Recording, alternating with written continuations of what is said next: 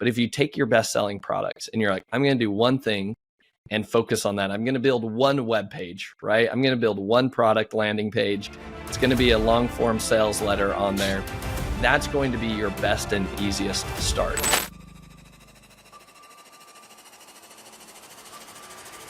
Welcome to the Ecom Breakthrough Podcast. Are you ready to unlock the full potential and growth in your business? You've already crossed 7 figures in sales, but the challenge is knowing how to take your business to the next level.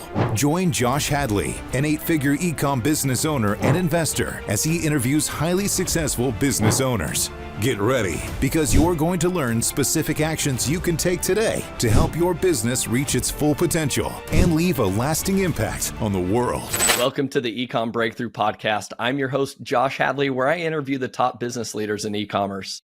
Past guests include Kevin King, Michael E. Gerber, author of The E-Myth, and Norm Farrar, Howard Tai, and Steve Simonson. Today, I'm speaking with Matt Clark, the executive chairman of Amazing.com and the creator of The Amazing Selling Machine.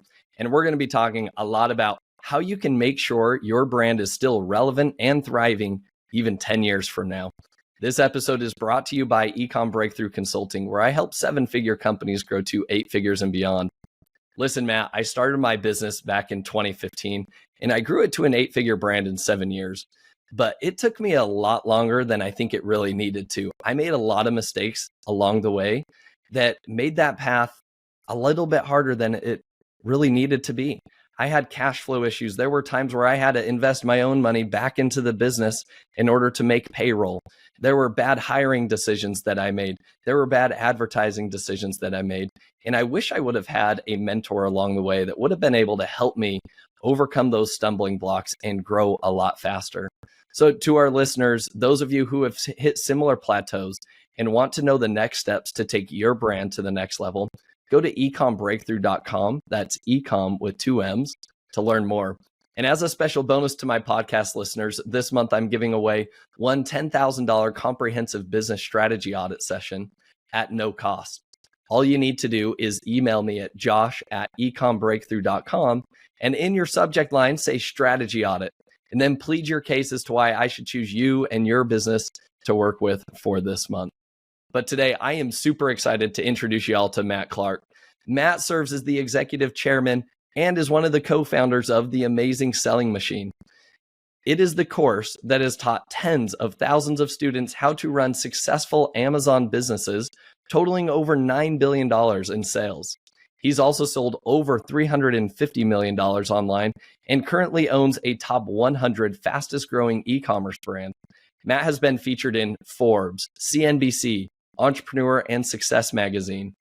With more than a decade of e-commerce experience and with multiple million-dollar companies, Matt loves sharing his success and strategies with other entrepreneurs.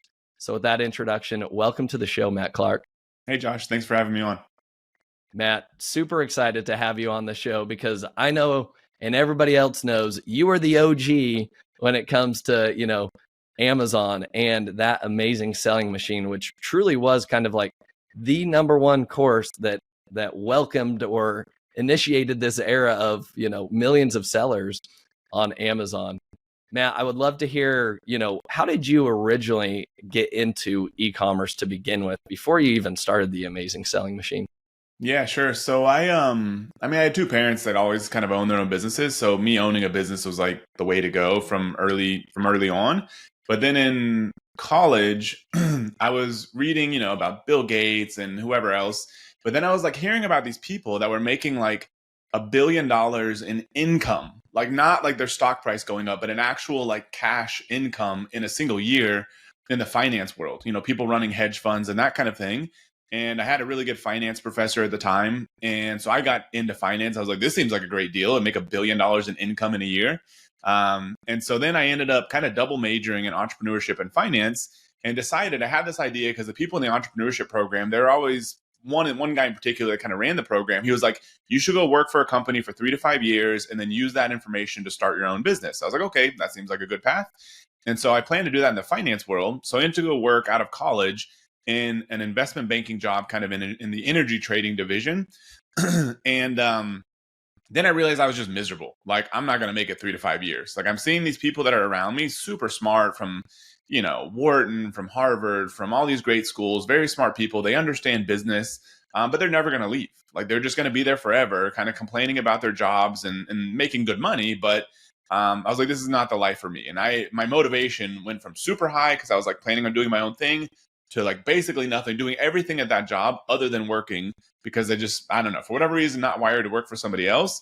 And so then I was like, okay, I got to get out of here. I got to go start some sort of business. So I didn't make it 3 to 5 years. I made it 7 months, and then I left. And then my dad, he had owned some kind of medical clinics. They were very early on into doing like bioidentical hormone replacement therapy, which now with like Joe Rogan and all that is like super popular, testosterone replacement therapy, especially as guys get older, your testosterone drops. So he had clinics that were basically doing that for 20 years.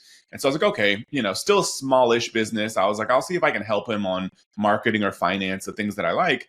And so what I realized after like a month working with him in Austin, I went from Houston to Austin, is that there were some products there, some health supplements that were super high quality, big research teams, but they were essentially, off the shelf supplements, not prescription required or anything.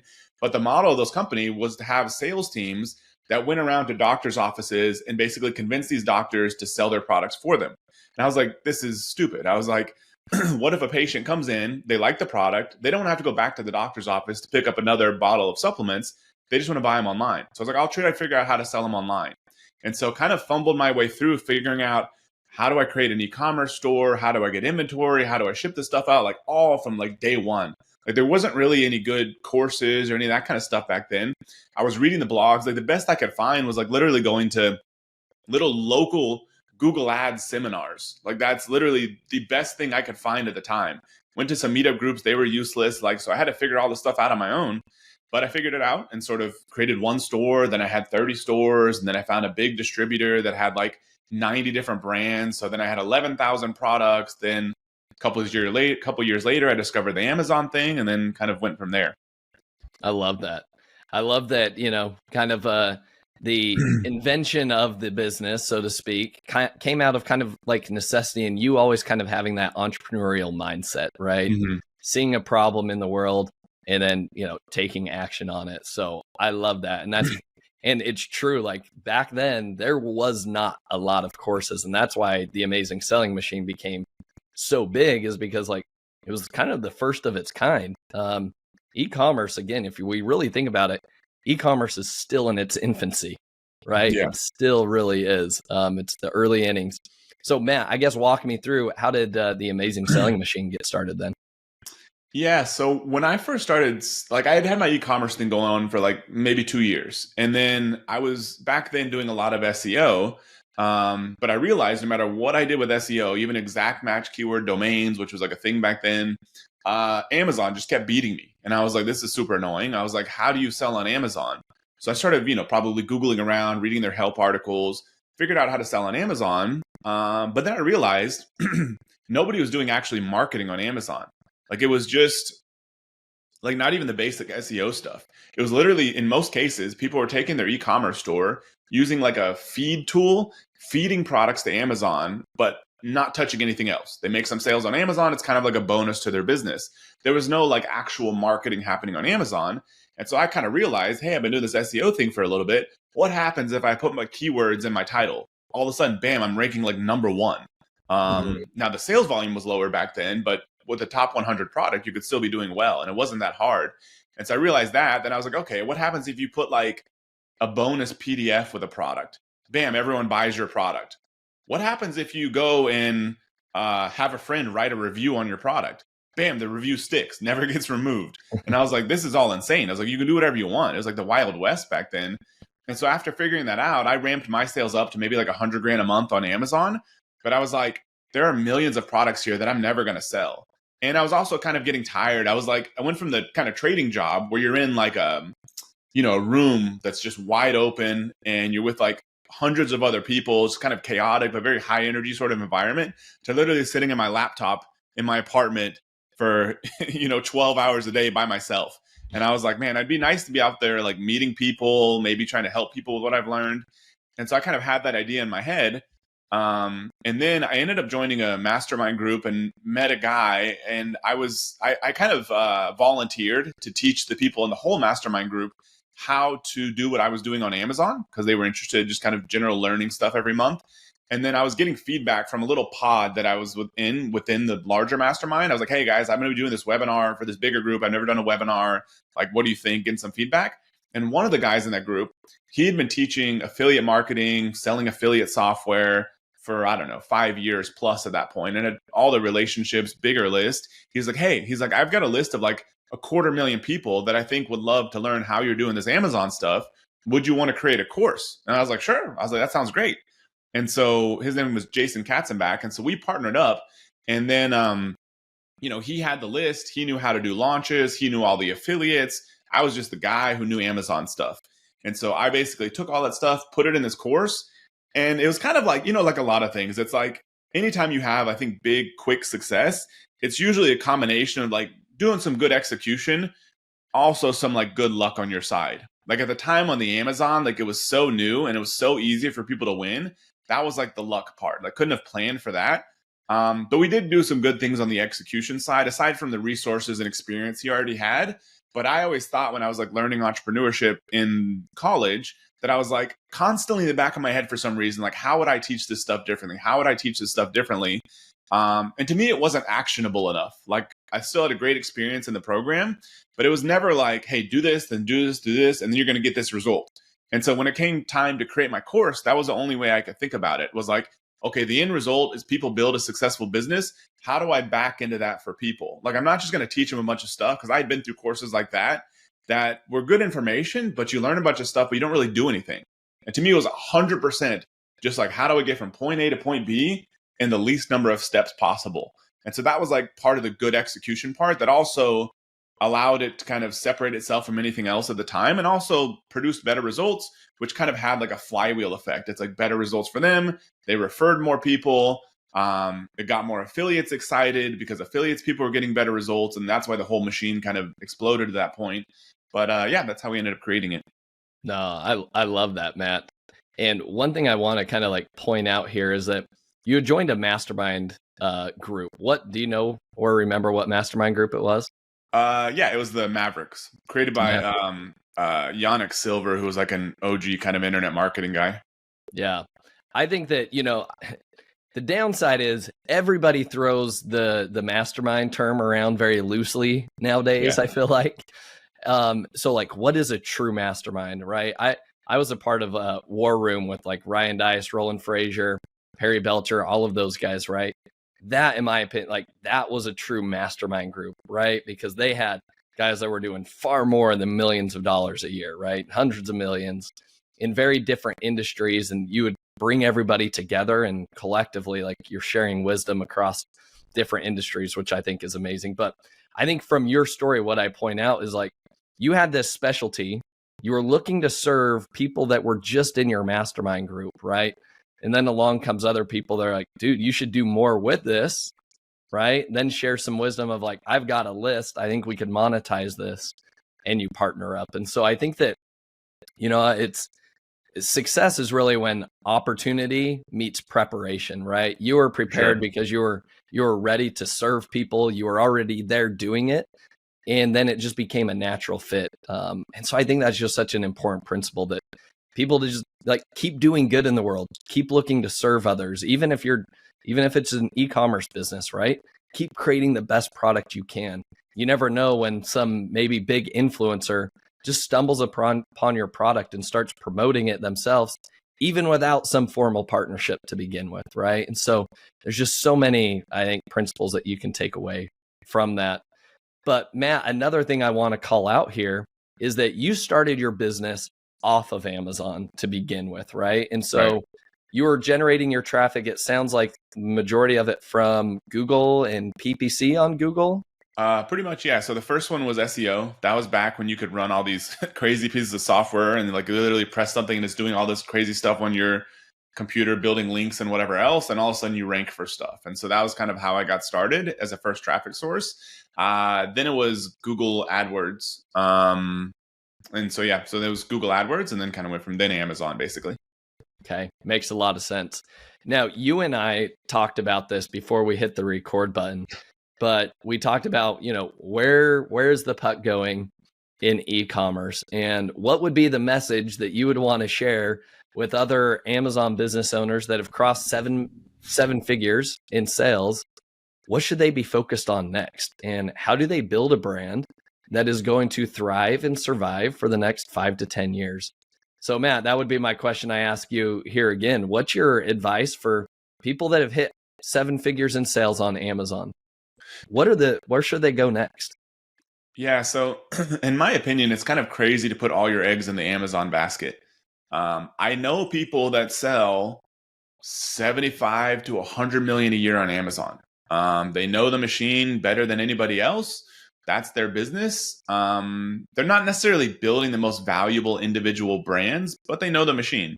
But either way, I think it's kind of a dicey position to be in, and it's not the way to build the most valuable company, I believe. Because I believe if you're following the model of building an actual consumer brand, you're not doing like drop shipping or reselling other people's products or something, which I'm less familiar with at this point. But if you're building an actual consumer brand, like that is the asset. Like Amazon is just a sales channel. And we all know if anybody's gotten to 7 figures on Amazon, they've kind of seen this happening. But Amazon has become more expensive, mainly because of the ad side. Because, what Josh and I were talking about is that when we first started teaching people how to sell on Amazon, there was no ad platform. Like if you were able to get something to rank organically, you got all those sales essentially for free other than paying their Amazon 15%, which hasn't changed a lot. But now there's almost like this toll of the ad side that just eats up a lot of people's margins. And that was not even a thing, I think, until maybe, 2015 or something like that is when we started seeing that and pushing forward and stuff. And then like every ad platform, it tends to just get more expensive and more crowded over time. So that's kind of been problematic. I mean, Amazon has also like actively gone out and recruited Chinese sellers, which makes sense for Amazon because, sometimes they're living way over in China. They're less concerned about legal risks and whatnot. But at the end of the day, Amazon puts up with that because it brings lower prices to consumers. And so if you're selling a blue yoga mat from the same manufacturer and you're marking it up 50%, whereas the manufacturer is willing to sell it for like a 5% markup, but it's the exact same product, that's better for Amazon's customers because they get the exact same product for cheaper. So it makes sense to have all that going on. But potentially not being in China, you're having to deal with price compression and, sometimes though Amazon eventually roots this stuff out, people doing weird things with listings, negative reviews, voting up bad reviews, like all that kind of stuff that happens, literally taking over listings. So you have to deal with all that stuff where you don't have a lot of control over it. And so to me, it's like what you really want to do is build a valuable consumer brand.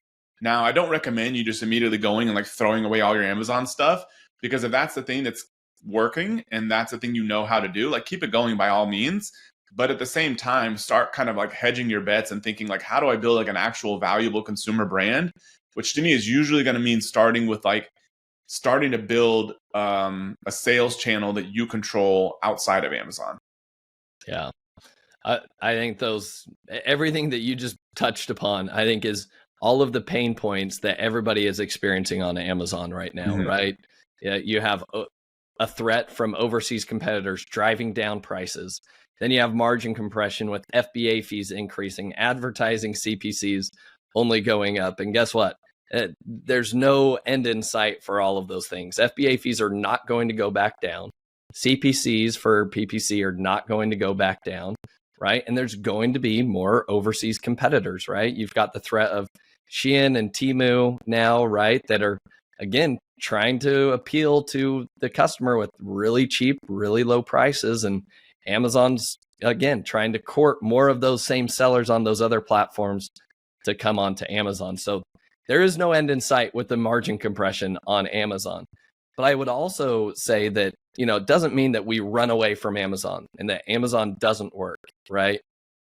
But I think it is important to know that, at least from my perspective, the next 5 to 10 years of what Amazon looks like, the people that are winning are able to drive their own traffic to their listings, and they're driving traffic to other different channels as well, right?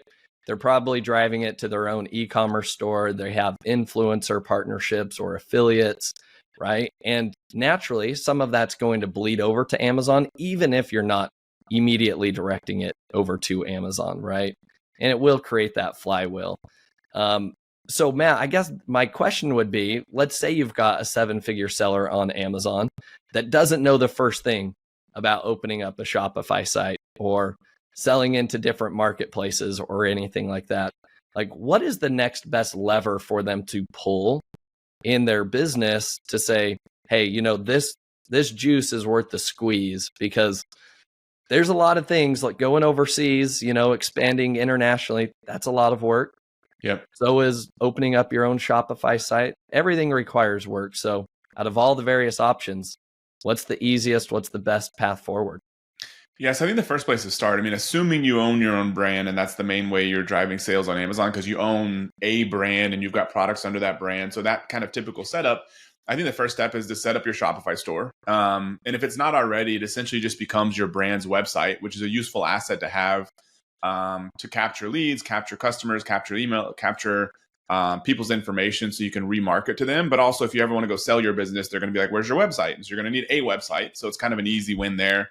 Is it just becomes your website and you can connect the fulfillment to Amazon. So you don't need any extra fulfillment system. Don't need to overcomplicate that part.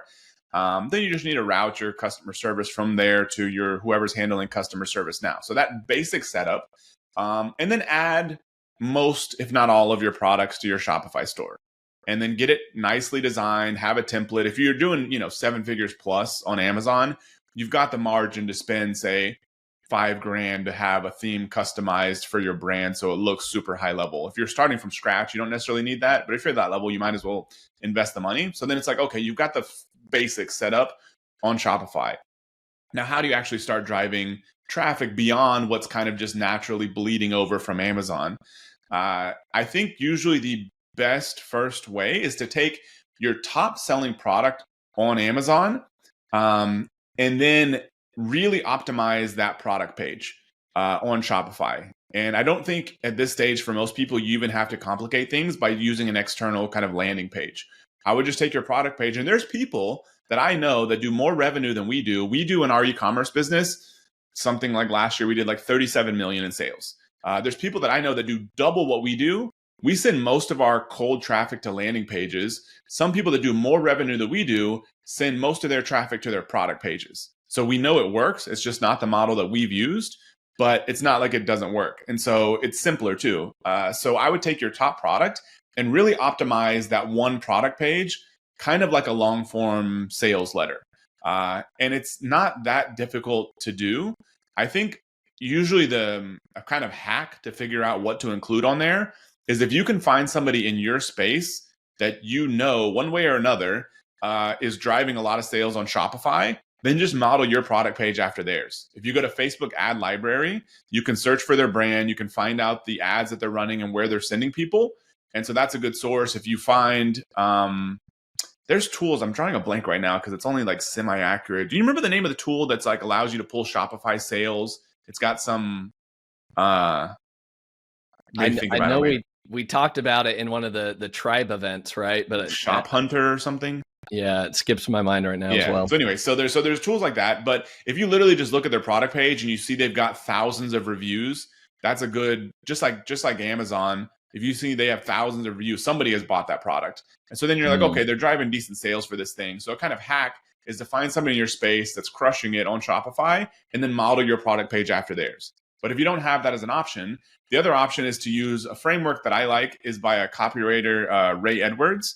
It's called a pastor framework, as in, preacher, pastor framework. But it's just an acronym that stands for the main boxes to tick in terms of copywriting stuff. Because, I've read a million different copywriting books, written all kinds of copy.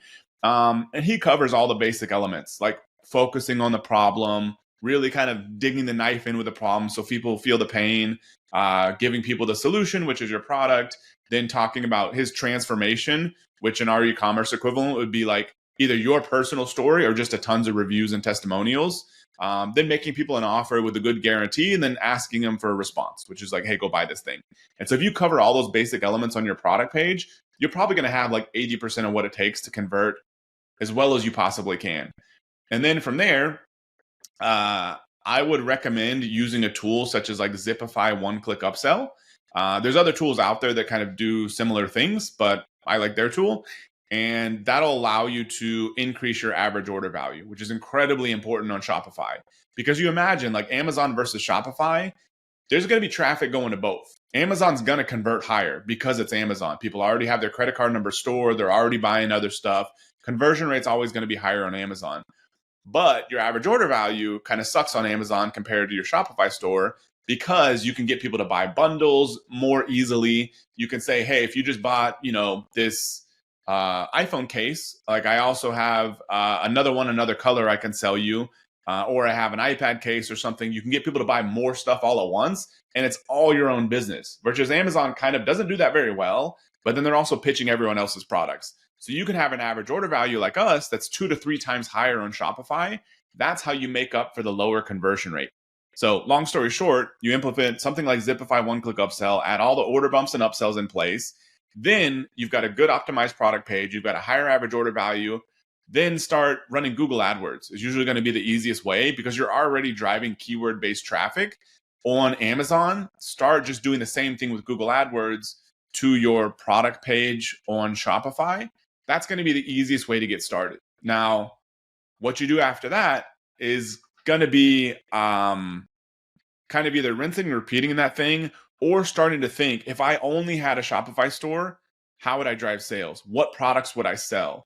Because it may be the case that you need a slightly more unique product. If you're just selling like the 50-second, blue yoga mat on Amazon, you happen to be ranking well or have a lot of reviews, and that's why you're doing well. That may not work great for like Facebook ad traffic, display-based traffic on Shopify. So at that point, you may want to start thinking about different products. Love that. Matt, so much to unpack there. But you gave a very straightforward answer. So I'm going to kind of regurgitate everything that you just talked about to help simplify this for everybody, because I think a lot of the misconception that people have is that they need to create their Shopify store and then they need to turn on all of their products, right? Yeah. And just go to town, right? It's like create a Facebook ad and just send it to your store. And it's like, no. That is not how the successful brands do it off of Amazon. You're almost guaranteed to lose money doing that. Yeah, 100%. And I think you do hear a lot of people like, oh, I couldn't make Facebook ads work, right? Yeah. Now, the way you make Facebook ads work is that you've got to send them to a dedicated landing page or product page, which Matt talked about. And then it's got to be like almost like a long form sales letter. Okay. And you could even have, Matt, have you dealt with many like tripwires initially? Because I know that's one of the tactics is like give somebody a lower tripwire to begin with, and then upsell them along the way. Have you experimented with that? Not as much. I think when it comes to Facebook ads, what you really want to be able to do is feed Facebook ads real sales data. And so depending what we're talking about, a tripwire, like a low price product where people buy something, or literally like a PDF or something. On the PDF side, what I've seen every time I've run any sort of lead-based ads, whether it's literally a lead ad or conversion based on giving the email address, is that it's all garbage. Like I've done that kind of stuff where I'd get 500 email addresses and produce 0 sales from it. And so what seems to work the best in my experience is making people actually buy something. Because then they had to literally pull out a credit card. And that seems to work a lot better on the Facebook side. So I would almost always go straight after the sale from Facebook ads. Depending on the price of your product, like I don't know what it is, but in most cases, I would go straight after the sale. And that's how I think it's going to work the best. Now you could, just to improve performance incrementally, those probably is not going to be what makes or breaks it, is that if somebody hits your landing page or product page, they don't want to buy, they go to leave, you have a pop-up that says, hey, give me your email address and I'll give you a coupon or some bonus or whatever. Like that's totally fine. Build your email list. Some of those people are going to buy, but I think 80-90% of your result is going to come from actually trying to sell them something up front, and people either buy or don't buy that thing. Okay. Yeah. Makes a lot of sense. So with that being said, you've driven them to a landing page, you're having them buy your product, but the trick here, and I think a lot of people skip this, is the upsell. You have got to increase that average order value. And imagine what selling on Amazon would be like if we could only own that like piece that's like, you bought this, what about this and this, right? Imagine what our AOVs could look like on Amazon. Maybe that we eventually get to that point, maybe not. But you can on your own storefront. And that's what's most important, because Matt, from what I'm hearing industry-wide on e-commerce, the average CAC, right, customer acquisition cost from Facebook or other traffic sources is around $75. So you're going to spend about $75 before somebody's even purchased something. So Matt, true, false, what are you seeing? I mean, like anything, it's going to depend on a lot of things, but I think that's in the ballpark kind of rule of thumb. I mean, our customer acquisition costs, and because I mean, it's going to be, imagine like, because one of the things we talked about before we started recording was the bigger the audience for Facebook you can give it, from what I'm seeing right now, the better your results. In the past, there was all this interest-based targeting and that sort of thing. Now, from people that I know, including ourselves and others that run a ton of volume on Facebook, the best results are just saying, give it Facebook the broadest audience possible. No language targeting, no age targeting. If you're selling e-commerce, you're probably going to have country restrictions. Like if you can only do it in the US because that's all you can fulfill to, like that's fine. But let it literally target the entire US. No other restrictions whatsoever. And so when you do that, at first it'll be a little bit messy, maybe the first few days or first week or so, because Facebook's trying to figure out who's actually going to buy this thing. And assuming you're able to generate some conversions because you're selling a product that's got a big enough audience, you've done a good job on the conversion side, like I mentioned, either modeling somebody else or using that pastor framework. Like assuming you've done those things and you can get some sales, at first Facebook's going to be like, who the heck's actually going to buy this thing? Then it's going to figure out who can buy this thing. And then after that, it's going to be like, okay, you keep increasing your advertising budget. We've got to keep broadening the market. Like if we found, moms that live in sunny areas that are 27 years old, like that's your bread and butter. But all of a sudden you're like, hey, I want to spend $2,000 a day. They're like, well, we're running out of those, so we got to go find other people. Then your customer acquisition cost goes up. So generally that's how it works. I mean, our customer acquisition cost, when we first started scaling, was like $40. Today it's like $100. So that $75 number you gave is like within that range. But now we spend $700,000-$800,000 a month on Facebook ads. So it's got to find a lot of people. And so our customer acquisition cost has gone up, but now we have a really dialed in lifetime value so that we know that's still profitable for us long term. But in general, what you're saying is correct. Awesome. No, I think that background that you just provided, I think is so essential for people to understand like why there is so much variableness with this. And definitely as you increase your budgets, your CAC is, ideally you're like, great, I'm getting them for $40 a day or $40 a customer, right? When you open up the floodgates and give Facebook more budget, there's not more of that they can go replicate. And so to your point, like the customer acquisition cost will increase. So the point of all of this being, you've got to, not many people, I would argue, on Amazon are selling products that cost more than $100. Right. So then you have to ask yourself, crap, if I sell a $25 product and I'm paying $75 just to acquire the customer, like, what am I going to do? Go drive myself into bankruptcy, right? So the answer is no. You've got to start getting creative with like, what are the other products and bundles that you could then implement? Or I think the sweet spot, and Matt, you have experience with this, is turning it into a subscription-based business or a membership business where they're on auto bill every single month. And then you start looking at that lifetime value of the customer, right? And maybe you are willing to maybe make a loss at the beginning, right? Because they're going to stick around for a year. Ultimately, they'll pay you $500 when all is said and done, but you're going to get that $500 over the course of 12 months. I think, sorry to interrupt. Yeah, subscription is fantastic. Like we wake up every day to like, I don't know, $50,000 in subscriptions, like by 7 a.m. Like it's an amazing position to be in. I think what I've learned talking with a lot of people, they almost use that as like an unnecessary kind of barrier for themselves. So like, oh, my products couldn't be a subscription. I'm like, okay, like what percent of Apple's revenue is subscription? Not a lot, but they're a $3 trillion company. because they know that if they get you into their ecosphere of like buying an iPhone, then you're like, maybe I want the next iPhone. Maybe I want the, iPad that easily ties in. Then I have my iMac and I need another iMac. And so they know their lifetime value is extremely high, even though it's not really subscription based. It's based on upgrades and complementary products.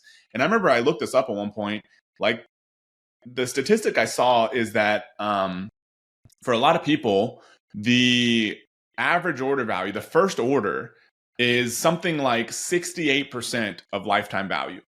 And so even if you have subscription and whatever, so that means like we were kind of alluding to, that the whole game is getting your average order value up as high as possible, which is really a function of your total lifetime value. But most people are not going to come back and buy again. Even if you sell great products, even if you do a good job, maybe it's like 25%. So you got to get people to buy as much as humanly possible up front. And then having subscription is fantastic. That'll help increase lifetime value. But the biggest component to lifetime value is likely the first order a customer ever makes.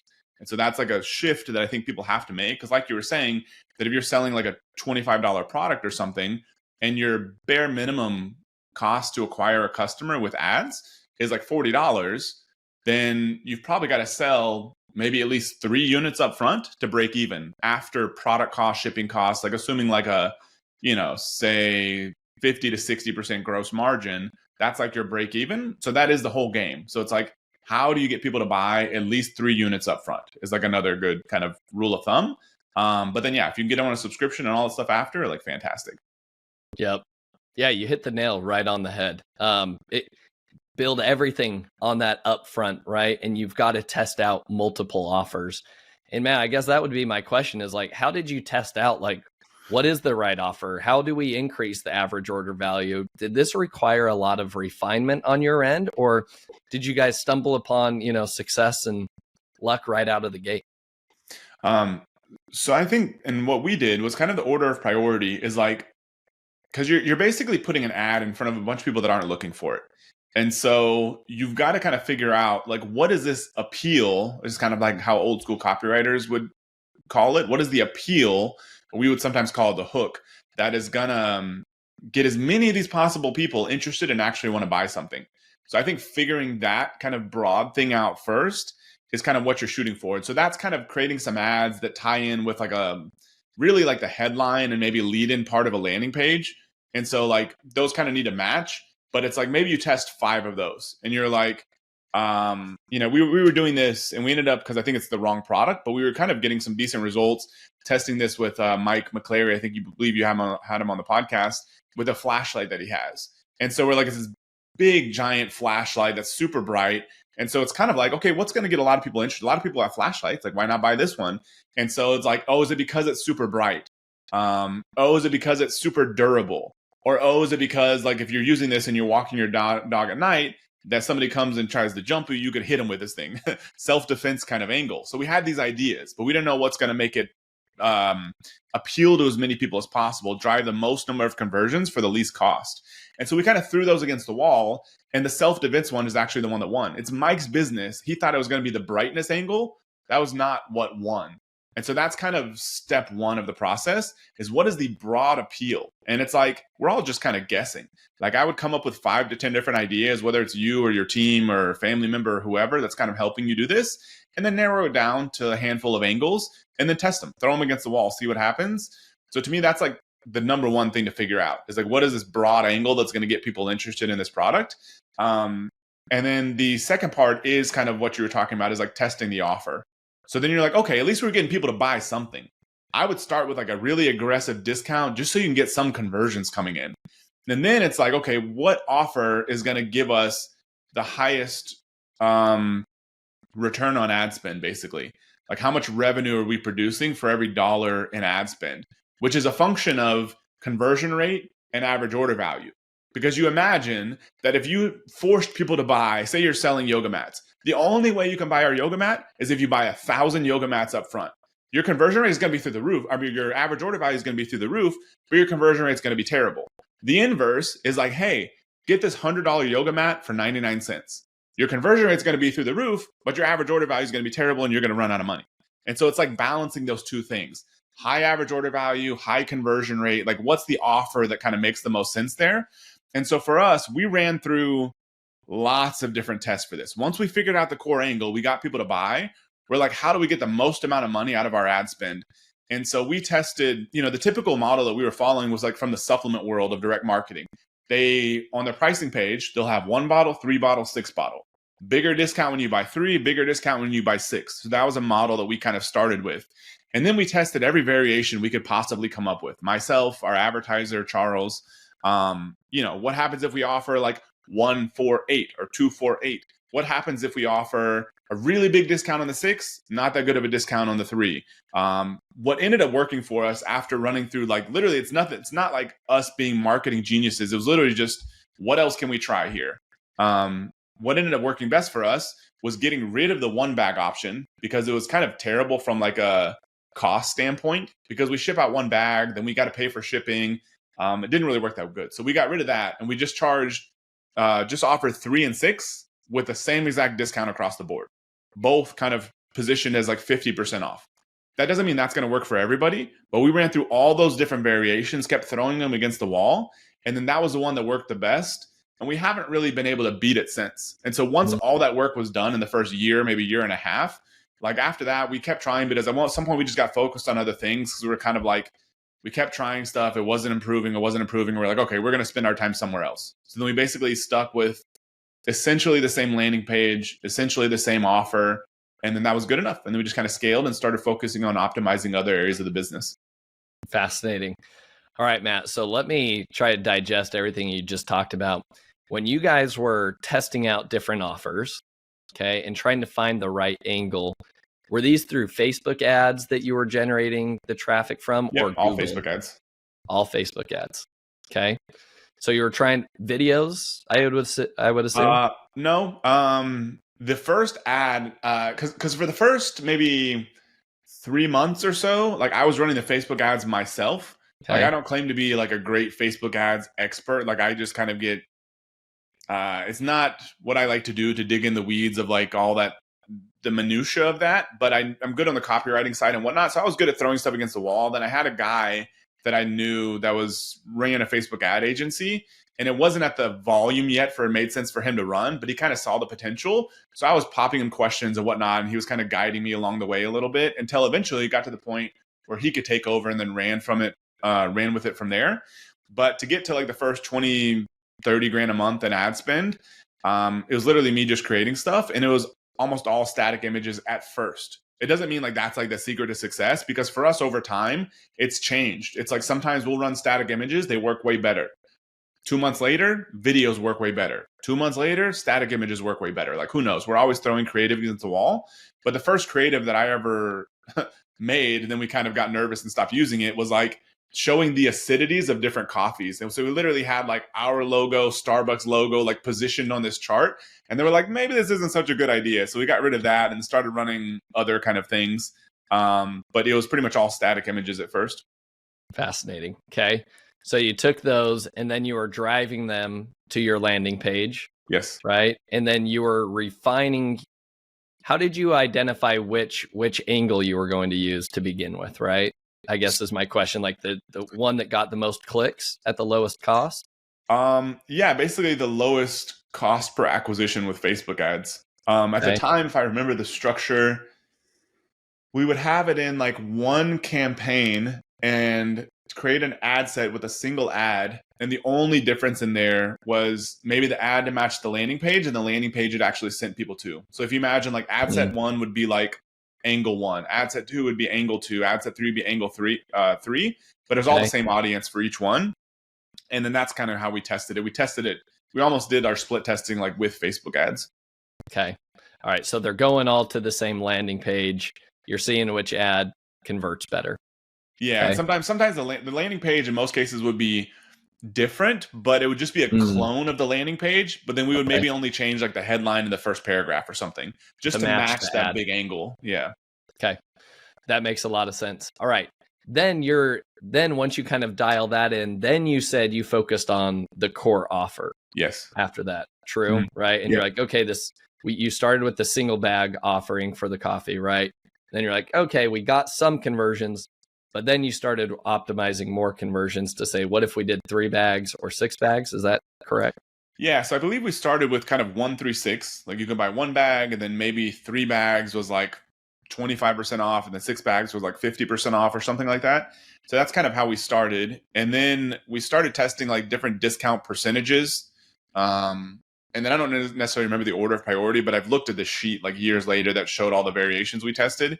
Then we tested like, 40% off across the board, 30% off, all kinds of different numbers, quantities of bags. We tried bundling some different roasts, because we sell coffee, roasts together. We tried all those variations we could possibly think of. And then we just kind of like after, I don't know, maybe 3 to 4 months of testing, kind of settled on like, you got to buy 3 bags or you got to buy 6 bags. Minimum is 3 bags. That's how you get the discount. And then literally the same discount on both, which kind of almost like, I don't know, who knows, but like is maybe kind of like what they would call a decoy offer. Because somebody's like, oh, like the 6 bags is 50% off, but the 3 bags is also 50% off. Like, why the heck would I choose the 6 bags? I get the same discount on the 3 bags. So then maybe the conversion rate on that offer is higher. Like, who knows? We threw all this stuff against the wall, and that's what worked best. Awesome. So it took a lot of testing. How long did all of this take until you felt like we've got this dialed in? Facebook ads are doing well. The core offer is doing well. Yeah, I think until we started feeling like we were getting really like, we went from basically like 17 grand a month in January the first year to almost $600,000 a month. This is all Shopify by the end of that year. And so we were scaling pretty quickly. And then I would say after the first year, maybe year and a half, we were kind of running out of ideas and getting really diminishing returns on testing more stuff. Like we couldn't beat what we had. Maybe not a bad idea. Like who knows, that could have been the better focus. Just keep dialing that in. But at some point you're kind of like so exhausted of doing this. You're like, I don't want to touch this anymore. I'm going to focus on other areas of the business. Like how do we build subscription, or how do we start expanding on Amazon and all those kind of things. So that's what we did. So I would say after a year and a half, there wasn't a lot of other juice to squeeze there other than just keep working on the creative side of Facebook. And that's how we scaled after that. Fascinating. Okay. So for somebody that's just starting out, again, they're successful on Amazon. How much do you think they need to invest or like set aside in terms of an ad budget? Because they're surely not going to be profitable out of the gate. Sure. So how much time should they earmark for something like this? And how much money should they be playing around with? Time-wise, to get something going, if you're following that approach, I would say like 3 to 6 months to like really pick up traction. Money-wise, it shouldn't be a lot. Like you're getting the conversion data immediately. If you spend more, if you're selling like a $25 product and you spend more than like a couple $100 and you haven't gotten a sale, like don't keep spending more money, like change something. There's a whole kind of order of priority in terms of what's happening. Like, are you not getting any conversions? Like that's problem one. Are you getting conversions, but your average order value isn't high enough? That's kind of problem number two. And then it kind of, maybe there's some other issues, but it's kind of sorting out what's actually happening. But where I see people making mistakes is they'll hire some agency, which most, in my opinion, are terrible. And so you hire some agency, and then the agency is like, okay, you got to pay us $5,000. And then you're going to have to pay us a minimum of, maybe the $5,000 per month or whatever. And then we're just going to test a bunch of stuff, spend a bunch of your money. And then after like 6 months, you realize like this has done nothing for you. Whereas like if you're spending your own money running your own Facebook ads, which nowadays is like not that complicated, then if you spend like a couple $100, you don't make a sale, quit spending money. If you're spending a couple grand, the only reason you're spending a couple grand is either because you've run a lot of iterative tests or because you're actually getting decent results. And because we're selling stuff, this isn't just like a billboard or something. You're making gross profit back from your product sales. So it shouldn't be like a massive cost. Otherwise, you should have never scaled up. If you've scaled up to the point where you can lose a lot of money, then that means it should be working. Otherwise, it didn't work, which is the bigger problem, is that it just doesn't convert. And so maybe that's like your conversion rate stuff is just terrible and you need input from somebody who's better at that. Or you just have the wrong product or something, and which is fine. And so then you start the process over again with a different product. But none of that should cost a lot of money. It just can take time. Okay, awesome. Great perspective on that. And man, I think the other thing, one final thing I want to dive into before we wrap things up here is traffic sources. And one thing I want to preface that by saying is that, we had Brett Curry on the podcast as well from OMG Commerce, right? Yeah. So he had talked about one of the things that he's seen with a lot of his clients is that Yes, they're running advertisements, right? Boom by Cindy Joseph is a good example, right? They're running ads on Facebook and things like that, and they're going directly to a sales funnel. What they noticed is that almost 33 to 50% of people were just like not even clicking through from the ad, but just going straight to Amazon. He also shared the analogy of the people that run the late night infomercials on TV, right? That's like, hey, call this number and buy this thing, right? They are saying that they are estimating 50% of their sales to come from Amazon, not the website that's provided in that infomercial, not the number that's provided in that infomercial anymore. And so I think the long story short of this is that Brett talked about, like, he noticed, and you can track this. The only way that you could actually track, data from a Facebook ad to Amazon is going to be like, are you seeing an increase in your brand searches? Sure. Right? So, Matt, I guess that would be my question to you. You are doing that. You have your products on Amazon. Are you seeing an increase in brand searches from just doing regular advertising, still trying to be profitable on that landing page? Yeah, it definitely helps. I mean, I love Brett. He's a friend and very successful. He does, great guy. He also owns an agency. And so it's going to be in his best interest to say that, hey, if you just run a bunch of ads, trust us, it'll like lift everything else up. And there's probably truth to what he's saying. But to me, that's like not the strategy that if you're spending your own money, scaling your own business, especially at the earlier stages with this whole approach, that you should be relying on. For me, it's like, I want to see the sales coming in like day one. Like when we've looked at this stuff before, like we've run data, because like every agency is going to tell you like, oh, just trust us. Like you didn't get any sales yesterday from your ad spend, but over the next 3 to 6 months, they're for sure going to come in. It's like, yeah, and you're probably going to be gone by then. And so when we've looked at this before, it was like 80+% of the sales. Like if you're selling a low ticket product, like if you're selling something that's like thousands of dollars, there's going to be a longer purchase cycle. Like this is not a big leap of the imagination to understand that. But if you're selling an inexpensive product, say less than $50, like most people are going to either buy it right now or not going to buy it at all. Like they're not going to do a ton of research trying to figure out what $40, iPhone case to buy or something. And so for us, when I looked at it before, it was like 80% of the sales were happening on day one, or they weren't happening at all. There was some trailing effect. And so like, that's what I think you should be banking on is like, are you making the sales on day one? Because if not, like you're just spending money kind of blindly. Yeah. If you hold yourself to that stricter discipline, I think you'll realize the benefits that you're talking about better with the bleed off on Amazon, because then you can confidently scale your Facebook ad spend from $5,000 a month to $20,000 a month to $50,000 to $100,000 to $200,000 to $300,000, because you're actually making your money on day one. And then you are going to get that bleed off effect on Amazon and everywhere else. And even just people coming back to your store and buying from your homepage and all that stuff, which is great, which may not be picked up in Facebook ads. But I would hold yourself to a stricter discipline of like, this ad's got to pay for itself on day one. If not, we don't scale it. If you do that, then everything else is a bonus. And so that's kind of how I look at it, knowing that what Brett's saying is true, that we do. That's how we grew Amazon from 0 to like 150 grand a month in like the first couple months of even doing anything on Amazon, was because we were already getting all that brand traffic. But I don't think we would have gotten to that point if we weren't really disciplined with our cost side on the ads. So it's the icing on the cake. I think so. So make sure you're profitable up front, right? From that customer acquisition cost and what your AOV is. Yeah. Don't bleed yourself dry. And I think that the warning of agencies, I think was really well noted as well, because we've seen similar results. Yeah. Now, Matt, one last thing then in regards to these traffic sources, where should people start? You mentioned number one, maybe Google ads, because you have like PPC ads, because you already have the Amazon, obviously like keyword data. When do you start implementing Facebook/Instagram? What about TikTok? What about other advertising channels? Could you walk us through like, this is where I would start and these would be the next ones I go to? Yeah, so I would think in order of priority, for most Amazon sellers, I would start with Google ads, because you're already running keyword traffic on Amazon. That's an easy kind of leap to Shopify. Instead of sending keyword traffic from Amazon to Amazon, you're sending it from Google to Shopify.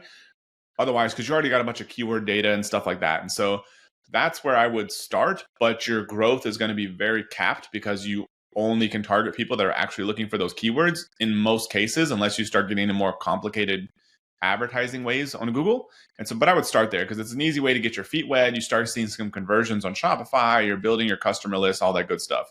Then I would take whatever product, likely your bestseller, but whichever one you think can sell well, if it's not already your bestseller, that has the biggest market possible. And ideally has some sort of unique angle about it, either a unique story or something. I mean, like the example I always like to give is like Black Rifle Coffee. Their product is not really unique. Like they're selling, and they don't even necessarily claim that it is. It's whatever coffee beans from wherever in the world, like a million other people, but their story is unique. Their branding is unique. They're going after a very specific, what I believe they kind of found was an underserved market in the coffee world, rather than a bunch of like, you know, hipsters sort of living in Austin. They were going after like, hey, you know, men, military guys, people that, you know, patriots, that kind of thing. They drink coffee too. Let's create a brand for them. And it worked well. But the story is unique, not necessarily the product. And so it's kind of like a little bit nuanced. But whatever you think you either have the best unique product or unique story about it, that's what you can take over to Facebook ads. And I would 100% go to Facebook second. Paid ads is, you're going to learn faster. We've started pushing a decent amount and built like a team for SEO, and we're seeing good results, but that was like way down the line for us. And even to this day, Facebook ads is still probably like at least 70% of our ad spend. And we've tried pushing everywhere else. It's just the most proven, the easiest. There's literally half of the entire world's population on there. There's no reason not to start there. Like, sure, you may be able to find some wins on TikTok and whatever else. And to me, when you're advertising on Facebook, it just includes Instagram by default. So I would leave that on there. So that's what I would do. Awesome. Matt, this has been a wealth of information. I love to leave the audience with 3 actionable takeaways from each episode, Matt. So here are the 3 actionable takeaways that I noted. You let me know if I am missing something. So action item number 1 is if you've crossed the 7-figure mark and Shopify is on your radar and you want to kind of build out and create a true brand, going the Shopify route, I would first focus on your best-selling products. Maybe take your top 2 to 3, right? And focus on those. Because if you have a large catalog like myself with over 1,400 different SKUs, like you're not going to be able to do that. And you're not going to run ads like that. That complexity is beyond comprehension. But if you take your best-selling products and you're like, I'm going to do one thing and focus on that. I'm going to build one web page, right? I'm going to build one product landing page. It's going to be a long form sales letter on there. That's going to be your best and easiest start. So that's action item number 1. Action item number 2 is identifying those traffic sources that you want to play in. And Matt just summed this up minutes ago by saying, hey, you've already got all the keyword data. Start on Google ads, PPC, right? Run those same type of ads that you're running on Amazon PPC, but on Google, going directly to that landing page or product page that you just created for your one best-selling product. Okay. And then third, final action item is that you've got to maximize that average order value. And I think this is where the fun part comes in. And I think this is where the mental shift can happen in a lot of people's minds.